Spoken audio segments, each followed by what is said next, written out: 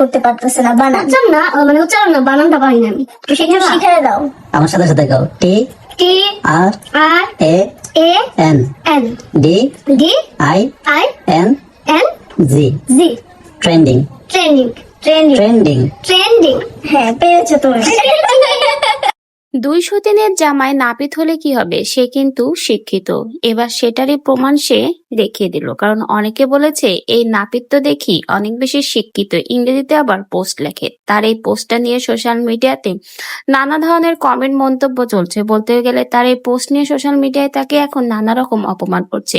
বিশেষ করে সে পোস্টটা যখন এই ইংরেজিতে শেয়ার করেছে তারপরে থেকেই তাকে নিয়ে শুরু হয়েছে ট্রোল। তাই তো সকলের মুখে ঝামা ঘষে দিতে এবার নাপিত তার 2 বউকে ইংরেজি শিখাতে বসলো এবং বুঝিয়ে দিল সে নাপিত হতে পারে কিন্তু সে অশিক্ষিত নয়।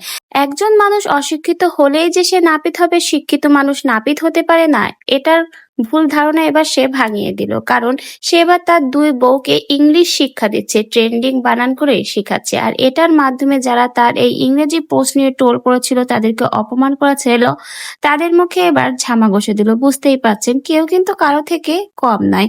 কাউকে কখনোই ছোট করে দেখা উচিত না। আজকে 203 এর জামাই নাপিতের কাজ করে বলে যে সে ইংরেজিতে পোস্ট লিখতে পারবে না, ইংরেজিতে পোস্ট লিখলেই যে তাহলে তাকে নিয়ে ট্রোলের শিকার হতে হবে, সেটাই সে বুঝিয়ে দিল। মানুষ ছোট হোক বড় হোক, শিক্ষিত হোক অশিক্ষিত হোক, কখনোই তার ব্যবহার কথাবার্তা নিয়ে ট্রোল বা অপমান করা উচিত না। কারণ একজন মানুষ সব দিক দিয়েই পারফেক্ট নয়, কখনো একটা মানুষ 100% সঠিক হবে না।